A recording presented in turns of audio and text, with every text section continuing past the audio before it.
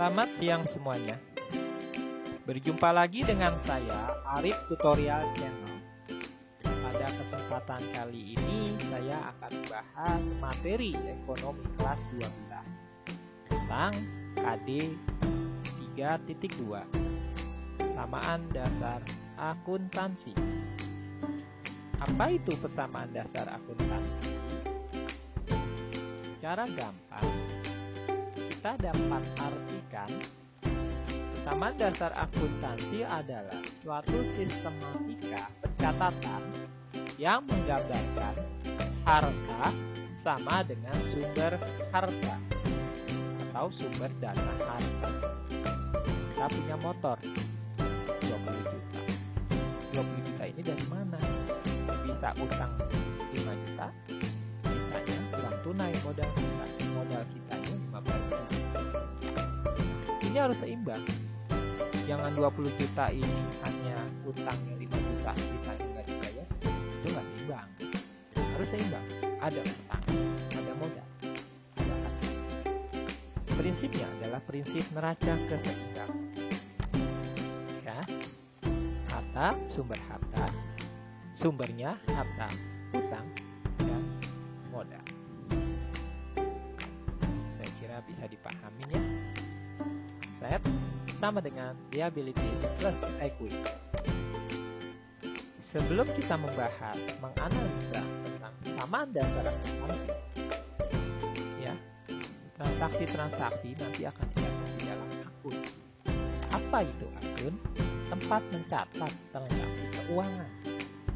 Akun itu ada apa aja? Akun pada dasarnya dibagi menjadi dua. Ada akun real, ada akun nominal. Apa itu akun real?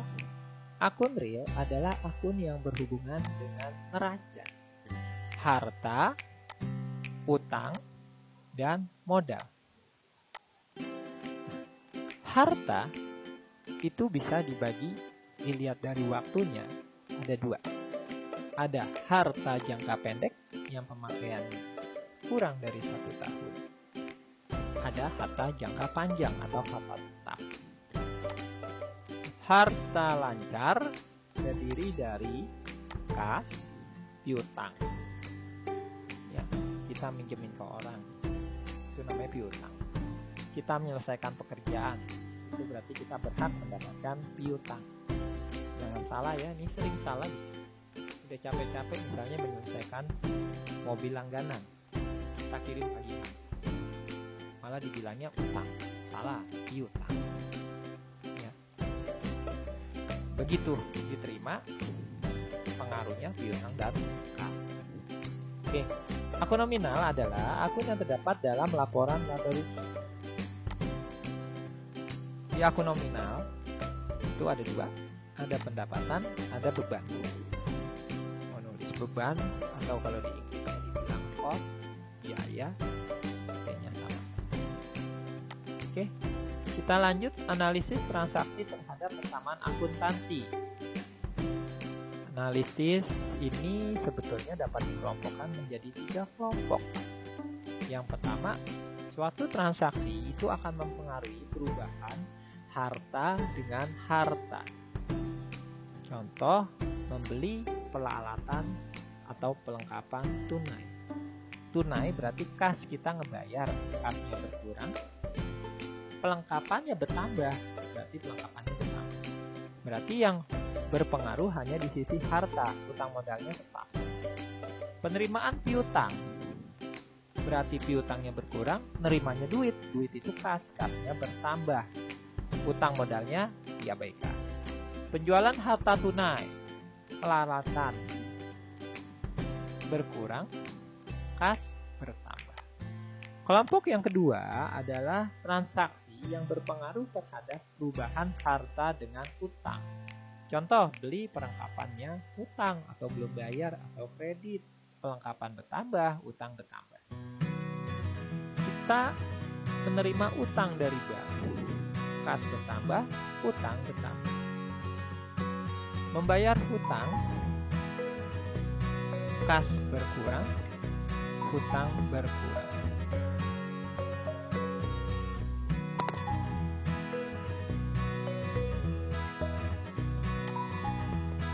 Oke. Perubahan harta dengan modal. Investasi pemilik, kas bertambah, modal bertambah.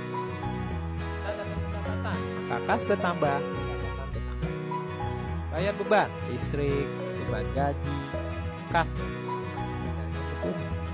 Pelengkapan yang terpakai, maka pelengkapannya berkurang, modalnya berkurang. Ambil tipe itu adalah modal pribadi. Pemilik, kas berkurang, modal berkurang.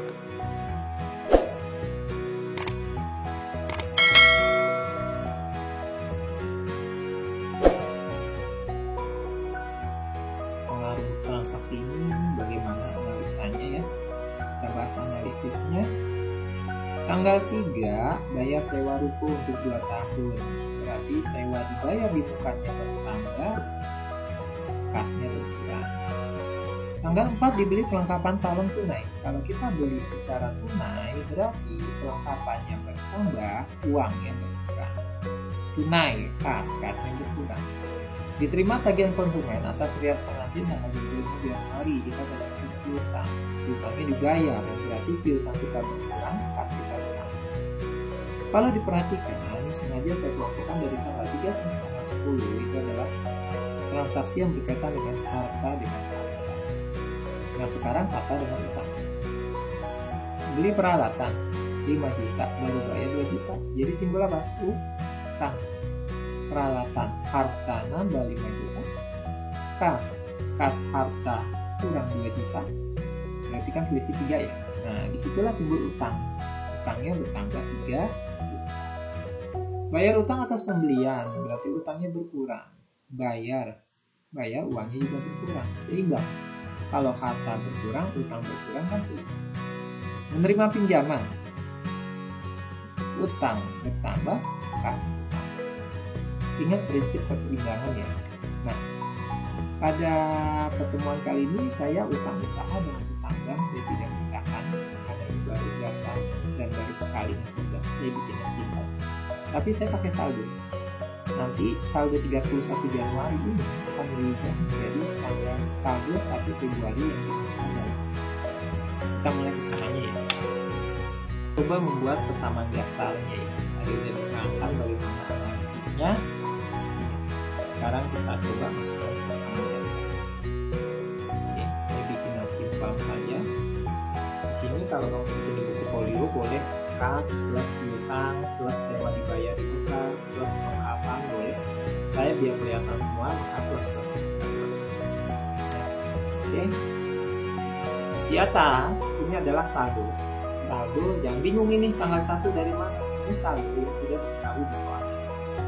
Kita mulai membahas dari tanggal 3 ya. Tanggal 3 bayar ruko, sewa ruko 2 tahun 30 juta. Berarti sewa dibayar di mukanya itu dianggap sebagai harta ya, karena kita nempatin punya hak untuk menempati. Nah makanya dianggap sebagai harta. Sewa dibayar di muka itu dianggap sebagai harta, ditambah 30 juta. Kasnya berkurang 30 juta. Habis transaksi kita buat saldo.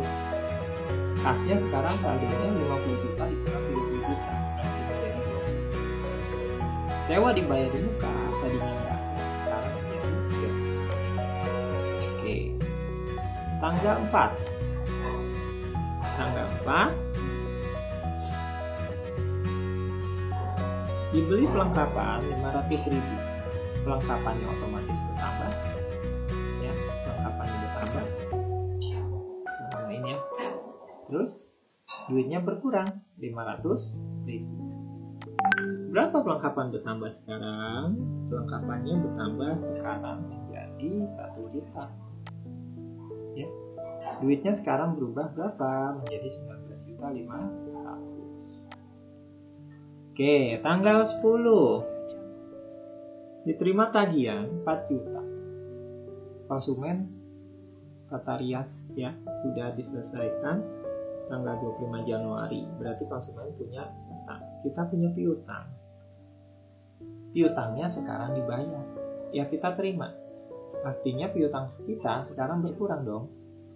Dapat duit 4 juta. Piutang kita tadinya 7 juta pada waktu bulan Januari, berkurang 4 juta. Sekarang menjadi 3 juta. Duit kita bertambah menjadi 23.500.000. Sampai tanggal 10 itu masih berkaitan dengan harta tanggal 11 ini berakibat perubahan harta dengan utang. Tanggal 11 pembelian peralatan 5 juta, baru bayar 2 juta, peralatannya bertambah 5 juta, kasnya berkurang 2 juta, timbul apa? Utang. Timbul utang 3 juta. Sehingga sekarang kasnya saldonya 23.500.000 dikurang 2 juta menjadi 21.500.000. Ya. Kemudian peralatannya bertambah dari 8 juta tambah 5 juta menjadi 13 juta. Utang kita juga bertambah 3 juta sehingga sekarang jadi 23.500.000. Tanggal 2. Tanggal 12. Tanggal 12 membayar utang atas pembelian peralatan tanggal 20 Januari 2 juta. Jadi kita punya utang, kita bayar. Berarti utang kita sekarang berkurang. Ya kan? Kita punya utang, kita bayar, berarti sekarang berkurang 2 juta. Berarti utang kita sekarang menjadi 21.500.000. Bayar pakai uang, uang kita juga berkurang 2 juta. Berarti uang kita sekarang kas sekarang 19.500.000. Transaksi terakhir untuk pertemuan kali ini. Transaksi terakhir, pinjam uang dari bank 30 juta. Dapat duit dong, 30 juta. Kasnya bertambah 30 juta. Utangnya juga bertambah. Ya, saya samain aja utangnya. Ya, kelompok utang berarti utangnya sekarang 51.500.000. Kasnya sekarang menjadi 49.500.000. Posisi akhirnya kas 49.500.000, piutangnya 3 juta, sewa dibayar 30 juta, perlengkapan 1 juta, peralatan 13 juta. Jadi keseluruhan dari harta adalah 96.500.000. Adapun utang plus modal adalah 51.500.000 ditambah 45 juta, 96.500.000. Ini harus seimbang. Jika nanti dicek ini sisi harta tidak seimbang dengan sisi utang plus modal, berarti ada kesalahan. Saya rasa cukup. Nanti di pertemuan selanjutnya saya akan membahas pengaruh antara harta dengan modal. Terima kasih.